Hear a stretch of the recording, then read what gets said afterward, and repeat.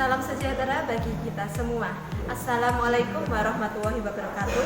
Perkenalkan, nama saya Naili Simroti Imah. Di sini saya akan meragakan pemeriksaan baterai. Tujuan dari pemeriksaan baterai itu sendiri adalah mengetahui langkah-langkah pemeriksaan baterai. Sebelum masuk ke langkah-langkah pemeriksaan baterai, saya akan menunjukkan macam-macam dari baterai. Di sini saya akan menunjukkan macam dari baterai basah, di mana baterai basah ini di dalamnya terdapat cairan elektrolit. Yang ini biasanya digunakan pada mobil. Di motor juga ada, tapi juga ukurannya yang lebih kecil. Kemudian ini contoh dari baterai kering. Sebelum ke langkah pemeriksaan baterai, kita harus menyediakan beberapa peralatan terlebih dahulu. Peralatannya adalah sebagai berikut.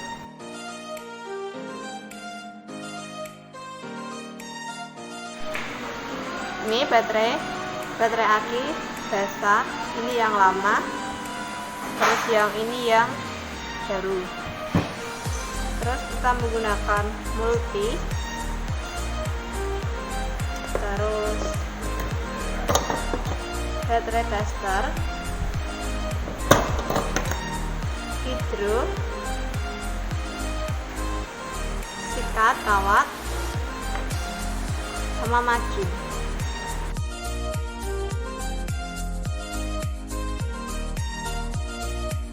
Pemeriksaan kotak baterai. Jenis kerusakan kotak baterai ialah kotak retak akibat benturan, mengembang akibat overcharging, bocor akibat keretakan atau mengembang.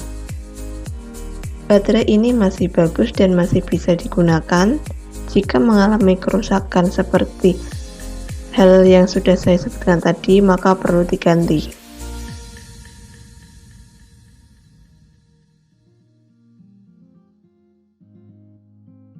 Pemeriksaan ketinggian elektrolit baterai. Caranya sangat mudah. Cukup menggoyangkan bodi baterai, maka cairan elektrolit yang ada di dalam baterai akan terlihat. Karena baterai bodinya ini terbuat dari bahan yang transparan. Ketinggian elektrolit baterai yang baik berada di antara garis upper level dan lower level. Kalau di dalam baterai aki ini namanya max level dan min level. Sama saja. Ketika ketinggian elektrolit melebihi garis upper level atau max level, maka mudah tumpah saat kendaraan terguncang. Kalau di bawah garis lower level, maka plat tidak akan terendam elektrolit seluruhnya. Hal itu akan mempercepat kerusakan sel baterai dan mengganggu kinerja baterai secara keseluruhan.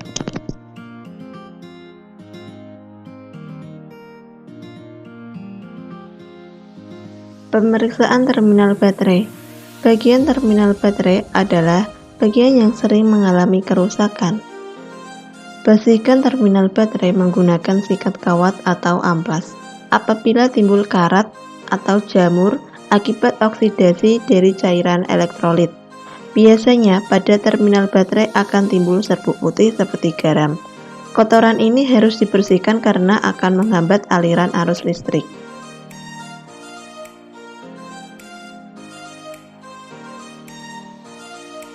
Pemeriksaan tutup baterai. Pulir dan seal yang ada pada tutup baterai pastikan masih dalam keadaan baik. Lubang ventilasi yang ada di tutup baterai tidak boleh tersumbat, karena untuk keluarnya gas hidrogen, sedangkan uap asam sulfat mengembun pada tepian ventilasi dan menetes kembali ke bawah. Jika terjadi sumbatan, maka perlu dibersihkan.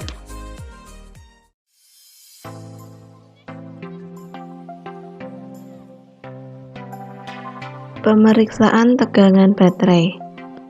Pemeriksaan tegangan baterai bisa menggunakan multitester dan baterai tester. Di sini saya menggunakan multitester. Sebelum menggunakannya, atur dulu skala pada 50 volt DC. Karena tegangan pada aki basah ini sebesar 12 volt. Tempatkan tes lid merah pada terminal plus atau positif dan tempatkan tes lid putih pada terminal negatif atau terminal min. Baca hasil pengukuran tegangan. Tegangan baterai adalah 12 volt. Jika kurang dari itu, maka lakukan pengisian baterai.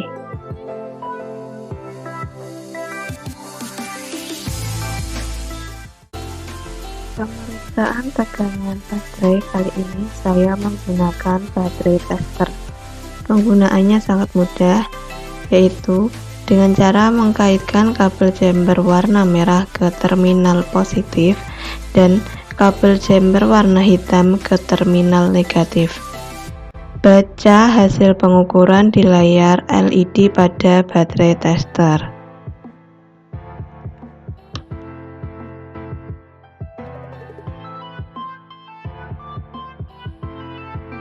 Pemeriksaan berat jenis baterai.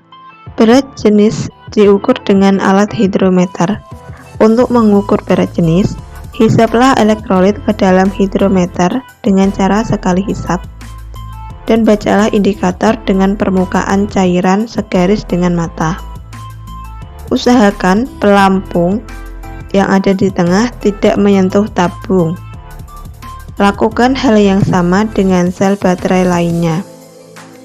Untuk spesifikasi berat jenis baterai yang baik adalah 1250 sampai 1270 pada suhu 20 derajat Celcius dengan selisih hasil berat jenis antar sel ialah 0,04.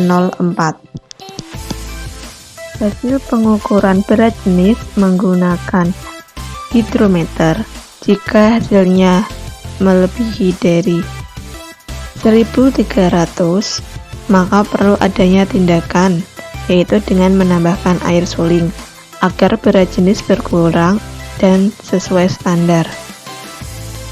Jika pengukurannya 1220 sampai 1290, tidak perlu ada tindakan karena masih dalam keadaan baik.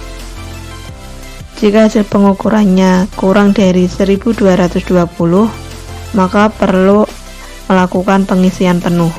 Kemudian ukur berat jenisnya. Bila berat jenis masih di bawah 1220 atau belum sesuai sama standar, ganti baterai baru. Perbedaan berat jenis antar sel kurang dari 0,04, maka masih dikatakan baik. Jika perbedaan berat jenis antar sel lebih dari 0,04, lakukan pengisian penuh. Kemudian ukur berat jenisnya.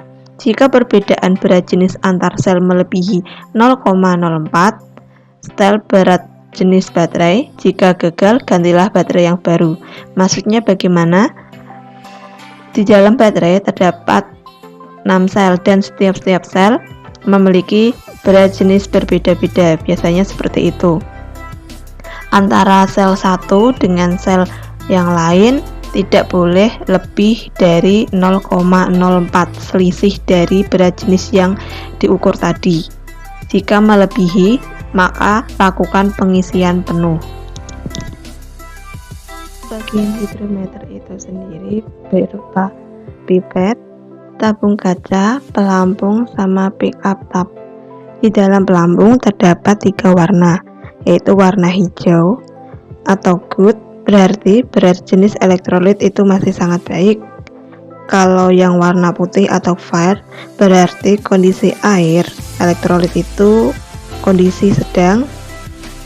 Untuk yang warna merah atau recharge, berarti kondisi elektrolit perlu adanya pengisian. Sekian langkah-langkah pemeriksaan baterai, semoga bermanfaat.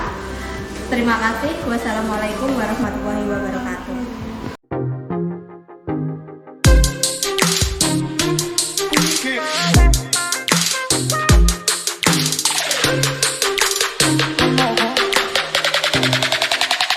I don't know.